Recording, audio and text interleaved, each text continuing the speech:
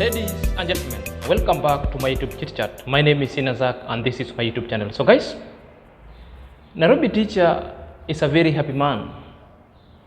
And this one you could pick on how he has behaved for a couple of days and the number of interviews that Nairobi teacher has done. He's been calling short from one place to the other.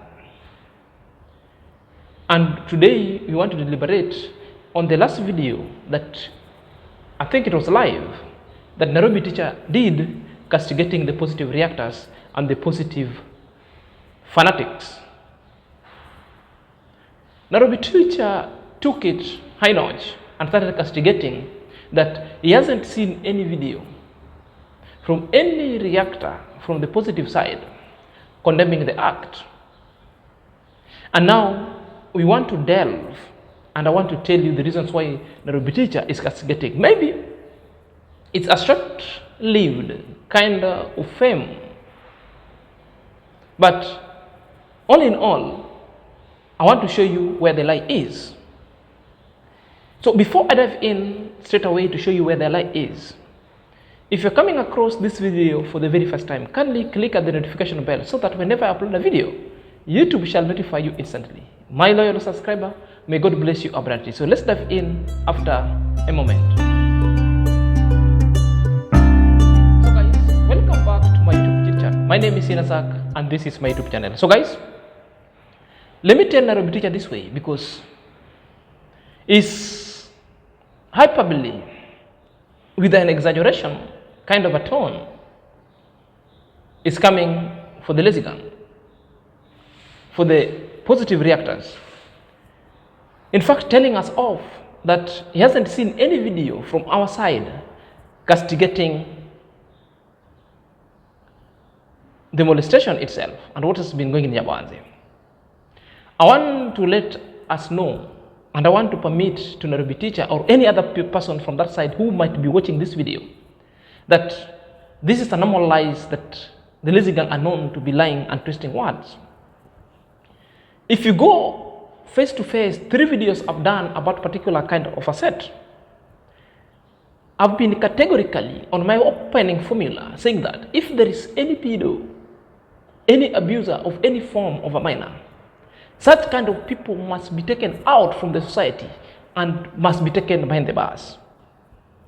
If that is supporting pedo, Nairobi teacher, let me know how we supported it.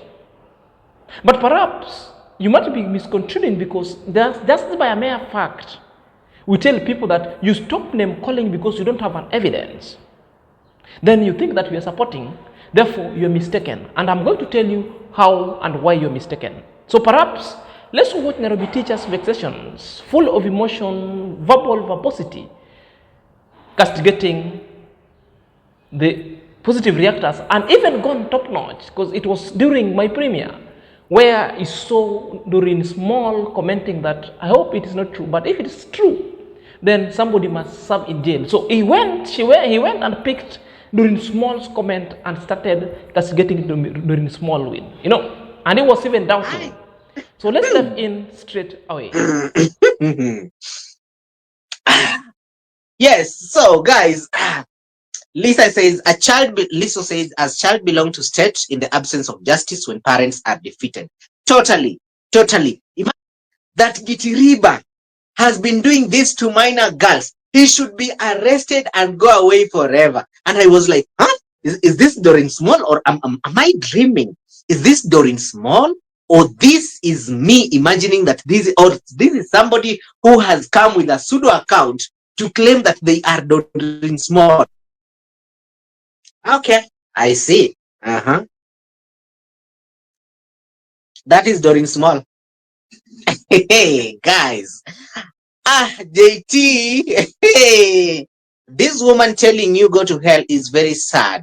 No, actually, some people like that are the ones that are enabling these things to happen. They are the enablers of this child. And you are still defending such an act. It's really shameful. It's absolutely shameful for somebody protecting that nonsense. It's really absolutely shameful. Do you even listen to yourself? Guys, listen to my fellow reactors, whether nonsense, whether Princess Casket, I'm seeing someone saying whether Princess Casket, whether the one who has dry lips, whether the other one, like, it doesn't matter who you are, whether it's a Zaxenia somewhere there in the desert, like, it doesn't matter who you are. But there are acts that you really honestly do not support. Okay, there are acts that no. You know, I can understand when you guys come for somebody like Minhawi and say, yo, you are a traitor. Come for somebody like NT saying, oh, you're a traitor, you're a hater. It's understandable, okay? That one is completely understandable. We accept that. But you coming to defend somebody who is abusing minors, man, shame on you. Shame on you. Like, what kind of a person are you to defend? Like, it's sad. Even if you want to remain loyal to your subscribers and all that, the best as a human being that you can do is at least just stay out of that topic. Then that is the worst, though it doesn't mean, okay, they are reactors, even with enough evidence that Gitiriba has been arrested, they still come out, make a video saying, no, Gitiriba has not been arrested. He has just been taken to jail, but the police cannot prove even anything. And then there is a comment that I saw somewhere, and I felt so disgusted. Actually, it was not a comment, it was a video. Somebody said that they have to prove that indeed the child that this person is carrying belongs to Gitiriba, so that we can know indeed he molested or had intercourse with this girl. And I was like, okay, so assuming he molested this young girl who is 12 years or 13 years or 14 years or 15 years, if he molested that young girl and then that young girl did not get pregnant, so that means that if he did that and there is no evidence to prove, because the evidence that you need is being pregnant, so that means it's okay, because after all, yeah, he did but she never got pregnant, so it's okay. The deed was okay because after all, the person never got the kid never got pregnant, so there is no evidence for us to prosecute such a person. Seriously, guys, seriously. So these people have to be pregnant, even if they are minors. It has to be proven that they are pregnant for them to be prosecuted. That is what you're trying to tell us. What kind of nonsense is that? What kind of nonsense is that? And these are grown women and grown men talking, man. It's a shame. It's a shame. Guys, for somebody who has kids, and I want to address it in tandemly, point to point and blow to blow, what Nairobi teacher have just narrated there. That kind of talk was full of emotion. Happy because some kind of succeeding of taking somebody to police station. Let me tell you, Nairobi teacher, that that one is not enough. The matter of fact is the burden of proof. And the fact is, the court itself shall determine. That's why I was telling people, and I deviated from that point, that it is not the right time to call people names. What if it goes to the level that even police themselves are not satisfied to proceed with the matter of the court? Because even the prosecution will tell you, it's not enough evidence. The evidence must be watertight, such that when the prosecution shall present that matter before the judge, before the bench, therefore they feel that they have a tight case, unless the case itself being dropped. So I want to tell you this one. No one from the positive reactor side supported this act. We've been condemning it from day one. The only deviation point from us and you guys is like, we deviated from calling names because we never have an evidence. We never wanted to reduce our conversation to just a mere gossip, to just a mere personal vendetta. I hope you understand. Because the issue of child molestation or even adult molestation is a very sensitive issue that does not need emotions the way you just exhibited or exuded it right now, because the judge himself or the judge herself won't be looking at the emotion. What the judge will be looking is the material facts and the material evidence. Two things. More so is an evidence, and the facts shall be used to drive in the evidence to nail the suspect. Are you there? So I've been categorical. Even if you look the principle, digging the video and Marwa video, we've been so categorical. Even the editing podcast are in Jeb. We've been so categorical, telling you guys, deviate from calling names, because you cannot attribute somebody that has done a say, but you don't have an evidence. We just must be true to ourselves. So if asking for evidence that we ask you people, stop calling names, so you deem as supporting, therefore the court and the police itself and themselves will be supporting Gitiriba. Because these are the questions that the court and the police are going to ask you, because the court is going to ask you, present your evidence. Aren't this the same question we're asking now? The police are going to ask you, where is the evidence? And this is the question that we're asking now. If the Army girl was collected from school to the police station to be interrogated, they are the same questions that we've been asking for interrogations going forward. And that is for a fact. The lawyer that will be defending Gitiriba will also be asking the same question. So these are the questions that even in the court session you will be asked. So asking for an evidence is not supporting. Asking for an evidence, you want to get the veracity of accusation so that you make sure somebody is not wrongly accused, because the evidence itself must be proved beyond reasonable doubt. And this one, they need an empirical evidence.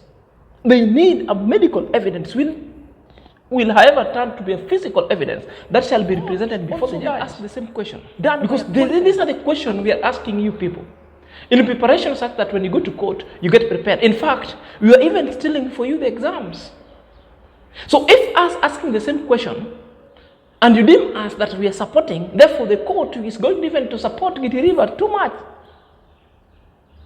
You know, so coming to tell us that because we are asking question, therefore we are supporting, it's just but not making sense, Nairobi teacher. Not making sense. Nairobi teacher, you're not a lawyer, you're not a judge, you're not the police. You cannot cast it that is done and dusted. Gitiriba has been arrested as a suspect. Whether he did it or he never did it, court is going to find out. The evidence that is going to be laid bare before the judge, and how the plea is going to be done, and how the hearing itself is going to take place and going to play, is what is going to determine the case. It is not Nairobi teacher's emotion. It's not the lazy gang's emotion. It's not the JT kind of question that is asking you about somebody being sad or not being sad. That one is just but hogwash. Now, I want to tell you that any suspected criminal who have been arrested on whatever kind of a substantial ground or a hearsay, police will come and make apprehension. Are you there? This kind of suspects also need to be defended. They have got right for fair trial and fair justice. And that's why Gitiriba also shall be put under a lawyer. In fact, the state lawyer, because that is a right expressed in our article, the fundamental right that anyone facing the capital offenses and the criminal offenses, the serious offenses, just like of this one, must be given a state lawyer for free. So when the state herself will be giving Gitiriba a state counsel or a lawyer, that one does not mean the state is supporting. What the state is supporting, the state is supporting the process for justice. What the positive sides and reactors were doing, we were supporting the jurisprudence process by asking questions, by deviating to bring in all the personality cult, to bring in the names, to bring in emotions, so that the process itself shall remain a political process, not political process. It should be a political one, not political one. So we were deviating from political vexations and undertones. Now, because you address a particular kind of issue here, Nairobi teacher, if I hear you well, you are saying that because somebody wrote and I said that the evidence and DNA must be done. And you are saying it is so bad if somebody is saying that evidence is needed and DNA must be done. Of course, the DNA must be done. The reasons why DNA must be done, because this one will address the 2 points. Because the state of Abigail now, Abigail is in a state of molestation plus pregnancy. Now, the molestation was happened. Now, what we are having is the pregnancies that was already been delivered. Now, we are having the baby. So, to ascertain who molested Abigail, the DNA must be done. So that we'll get to know who's the father of the child, and that will be the molester. So if you are asking this one, then you think that we are supporting Gitiriba. No, we are supporting and developing the jurisprudence. Nairobi teacher, you have to know that. So in the case of molestation and no pregnancy, let's say Abigail was molested, but there was no pregnancy. It's something that happened that you guys had on or you guys saw.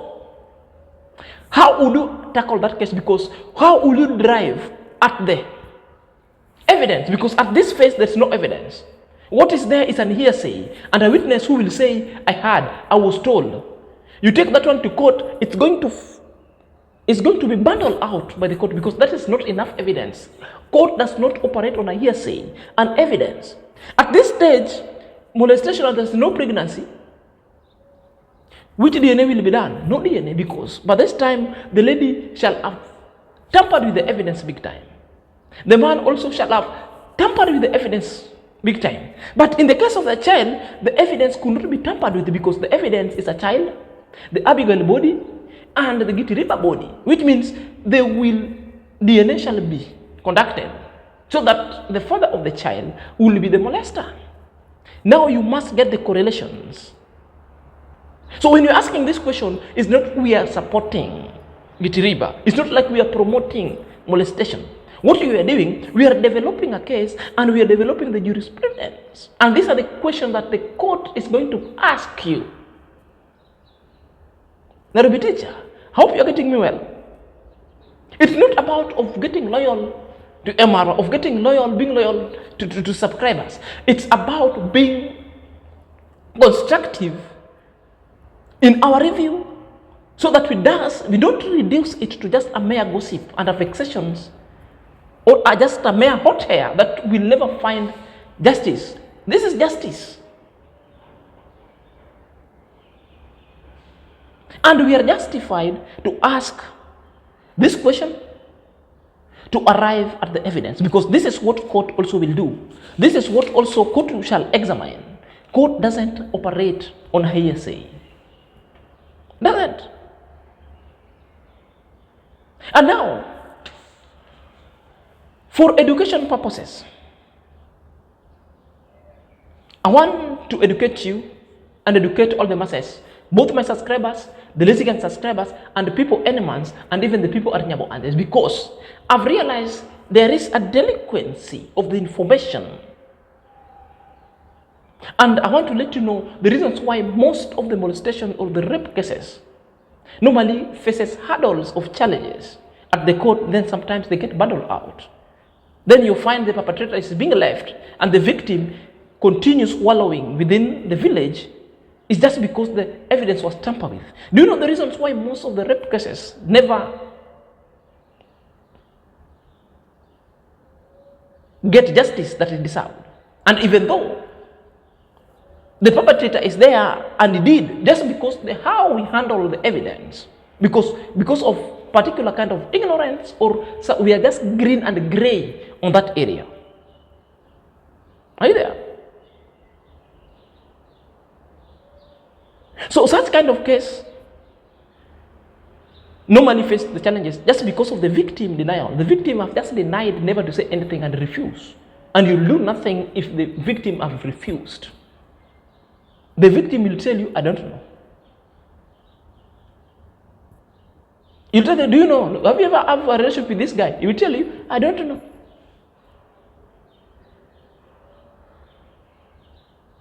Then, number two, the tampering of an evidence. The tampering on evidence could be done too. The man can do it, the lady can do it, and the parents can do it. And how the evidence was being handled. That is the tampering of it. Because we don't know. Sometimes you might see, or you might get somebody abusing the young one just by the mere fact of seeing. It's not enough evidence. That one will lead to an actual evidence that will at the end nail you. Do you know if a judge himself or herself, if a judge was passing anywhere and a judge happened to see the act, then you appear in front of the same judge and the judge saw it. Do you know the judge cannot incriminate you? Because that's the training. Because all the judges and the magistrate and the legal officers are supposed to be impartial in their judgment. And if you find a good judge will rescue himself from hearing such kind of cases because he's implicated, he's got interest in that case.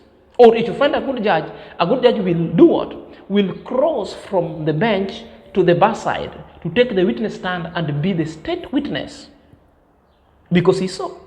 And it is not enough. You just be giving a verbatim evidence, an oral evidence that you saw. They will develop the case. And this one alone will help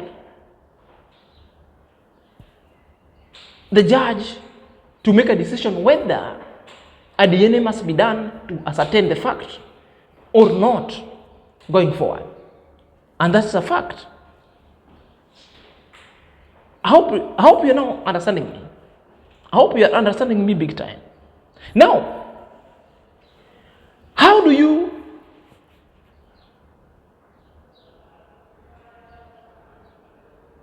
handle the evidence, or how do you protect the evidence? Let's say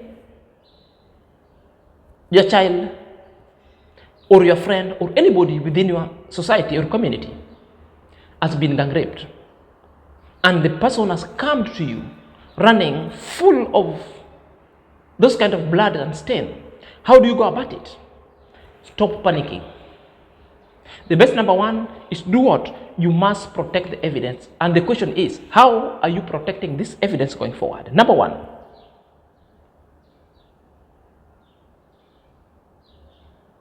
don't take bath. Make sure the victim himself don't take bath. Leave alone the man. The man might have ran. Of course, he will take bath and destroy the evidence in his body. But make sure the lady and the girl and the victim himself doesn't take bath.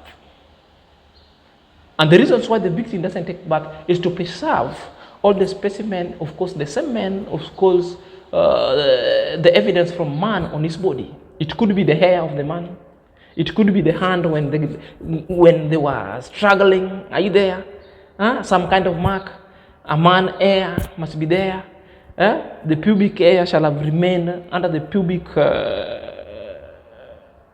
on the body or on the cloth. So such kind of evidence and even the cloth of the victim must be preserved. Are you there? Must be preserved. That's why you are not supposed to take bath. And you will take bath only after, at appropriate time, and I will tell you which one is appropriate time. Number 2, go direct to the hospital the way you are. Go direct immediately to the hospital the way you are. And you going to the hospital should be immediately, and it should not pass 72 hours. The reason why it should not surpass 72 hours, because you don't know the perpetrator's status, HIV status. Maybe you could get infected. So within 72 hours, it's for you to go get tested, whether you're HIV positive or not. Therefore, you will be given what we call the PEP, the post-exposure prophylaxis. Post-exposure prophylaxis, this is a specialized ARVs which will help you to reverse the infection so that the HIV virus that the perpetrator might have come with in your body shall not get entry into your body. That's number 1. Number 2, the reason why you're going to hospital within immediate time is for the specimen to be preserved. Are you there? And they tell you on how to preserve the specimen. I will tell you how to preserve it. Now, from the hospital itself, are you there? Also, they will tell you if at all there could be pregnancy arising from such kind of rape. Therefore, what they will do, they will also try to make you not get pregnancy from such kind of occasion, which means you are going to also to do particular things, seek treatment, preserve the evidence, and if at all there shall be any kind of pregnancy related cases from that molestation itself, therefore it will be terminated or it will be avoided right in the hospital. Then number 3, report the matter to the police. From the hospital you go to the police straight, because the hospital has written and the doctor has written. So with the help of a doctor and the doctor's letter, you go to the police station with that letter. Police will give you a P3 form. That's what you will fill, and the perpetrator will be hunted down. Whether it will take century of years, all your specimen, all the evidence has already been preserved in the hospital, awaiting perpetrator to appear anytime. Then apprehension. When the perpetrator shall be apprehended, the perpetrator DNAs will be taken to match the already collected evidence. In the case of Abigail, what could have happened in Abigail if Abigail didn't give birth and molestation happened? Therefore, there wouldn't be any evidence at all to prove or to ascertain that molestation happened. But because there is a pregnancy, that's why the positive reactor, yours truly Zacchaeus or senior Zach, is telling you DNA must be done to ascertain who molested, to ascertain the father of the child, which will otherwise be a molester. Nairobi teacher, I hope you are getting it right. Emotion doesn't solve anything. Then, after the hospital report, you'll be taught on how to keep the evidence. How do you keep the evidence? The evidence must be kept on a cotton, not a linen, not a polythene bag, because a polythene bag sometimes it sweats. The moment it sweats, it shall fade away all the valuable specimens. So it must be kept in a cool and dry place, but in a cotton kind of a bag that nobody can access. The hospital sometimes might have it. I hope, Nairobi teacher, you are getting all these things. You are getting it.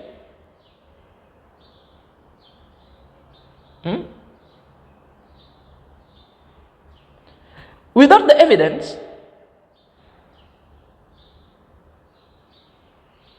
most molestation and rape cases get bundled out of the court.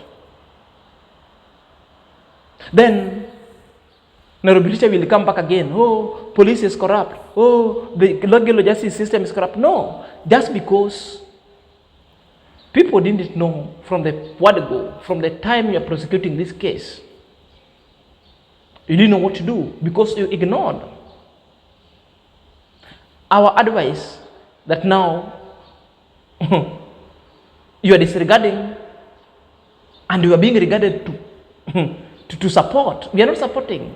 These are the same question the court will ask you, the same question police will ask you, the same question a lawyer and the prosecution team also will ask the victim. So sometimes listen to us. And that's why I said, I don't want to get myself in discussing a matter that's before the court because it's already before the court and the proceedings sometimes might continue. Are you there? I don't want to act myself into an issue, a matter sub judice, because I don't want to influence the court. I don't want to influence the case itself, because our reasoning in the social media, it's being tapped outside there and how we reason itself. So the best thing is, at the end of everything, the evidence, DNA evidence that Nairobi teacher doesn't want to hear us asking, it's what shall derive the point who molested Abigail. In absence of that DNA report, whether you saw Abigail is being molested and the evidence is tampered with, and how somebody who was probably was molested 1 year ago, how shall you obtain that evidence? Because the girl have already gone and washed her body. You cannot trace that evidence. The man also has washed her body. You cannot trace the evidence. So all shall be remaining is like people will be talking about such cases of molestation, but there's no evidence. Even though the perpetrator did it. And this is the difference. But in the case somebody was molested and there is a child, so the child and the perpetrator and the victim, all of them are there. The DNA to be conducted so that you ascertain who's the child of the. All these things, who slept with who, where, how, when. That one you will never convince the court. What will convince the court is the DNA, because the court does not operate on a hearsay going forward. Let me know what you're thinking at the comment section, guys. Until next time, this is Senior Zach.